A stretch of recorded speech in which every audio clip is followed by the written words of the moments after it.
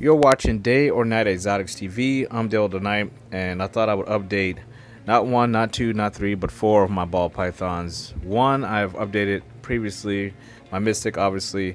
Haven't so much updated my Pastave pair, and I have not updated at all the Spark male that's in the bottom left hand corner of this shot.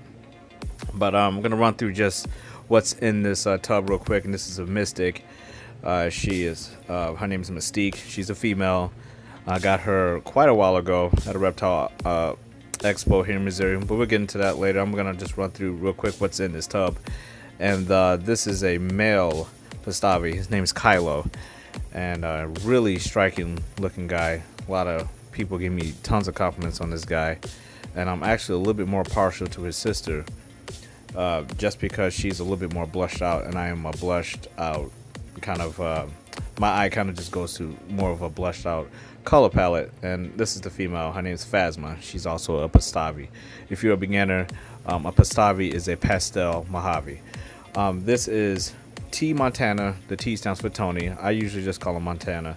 He's a spark male. It's got a little while ago, and before I got him, there was actually some confusion there, but we'll get into that in a minute.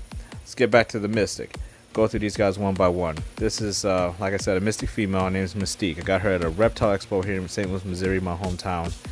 And right when I got her, I was just getting into kind of the Mystics, Mojaves, Lessers, Butters, all that little palette of morphs. I just started getting into. I really had no idea that I would love the Mystic as much as I do now.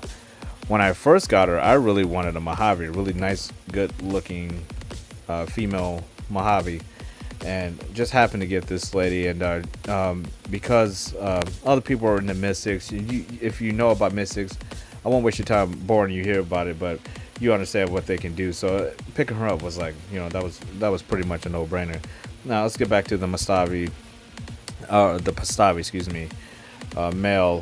This guy is probably one of the better looking ball pythons in my collection, even though I'm more partial to his sister because she has that blushing. I'm not ignorant to the fact that this guy, his contrast with all that's going on to him, he is the definition of a wicked looking ball python. His coloration on him is beautiful. That black is unbelievable, and he is very blushed out to have so much contrast in him, but his patterns and everything, he has a nice flow to him. And again, we're going to get through all these ball pythons, get a better look at them as we go through them, just hitting them one by one here. The female, like I said, this is my favorite of these two, of the Pastave pair.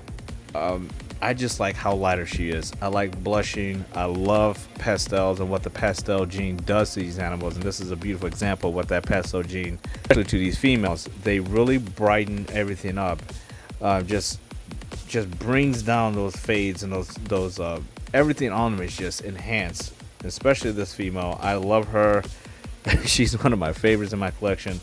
Took a little while to get her up to speed to eating, and once I did that, she's doing well.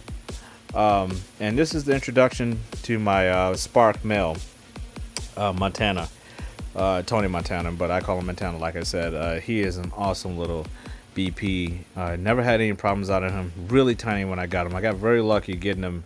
And the Spark gene, you just don't see him a whole lot in everybody's collections. But I kind of fell in love with the ones that I did see. I did fall in love with them, and I decided I would not mind having a Spark. Now, I will say, when I got this guy, he was sold to me as a pastel Spark.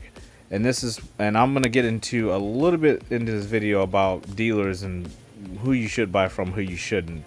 And I'm going to explain to you in a minute why. But when I got him, I was not very happy because what I originally paid for was a pastel Spark, and he is a Spark. Now, even though he is going to lighten up as he gets older, every shed, and I've had him for quite a while now.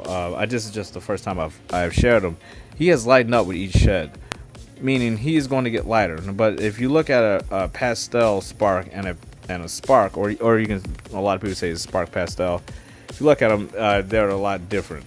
And I'm not disappointed. I just wanted a Spark. It was just added bonus on it that they didn't even need to pitch to me for me to get this animal. I would have bought it if it was just a Spark. But Went off the photo that they gave me, and I won't say the place. I'll never buy from him again, but I'm happy to have him. He's healthy. He eats. He's a spark. I'm happy with just a spark. So, and he is a very, very nice looking animal. It really adds to my collection.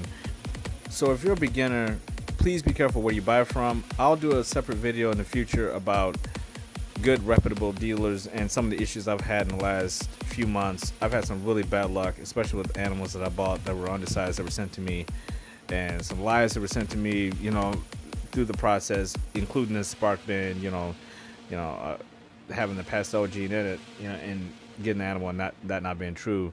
But I'll make a separate video about that. All these animals here you see just shed within a few days of each other. That's why I wanted to throw them in here. They have not had a meal yet after they shed, which is why they're a little bit on the slender side. And this time of year, during the winter, it's January, so all my BPs, I live in St. Louis, Missouri, they all kind of just shut down on me, and they don't eat as much during the winter season. So but the babies, they still eat fairly well. So I wanted to get these guys out and get them on camera and film them all freshly shed, because once they eat, I kind of leave my animals alone after they eat. I don't really bother them too much. So once they get some meals in them, I kind of just leave them alone, let them do their thing outside of maintenance. But this was a good opportunity to have 4 of these guys, especially both of the Pastaves shedding, the Mystic shedding, and then haven't had a chance to introduce the Spark to you guys, so thought I would introduce him in this vid too, even though he kind of doesn't go along with those morphs over there, but he kind of fits in just because I haven't shown him off yet. So wanted to show you guys that.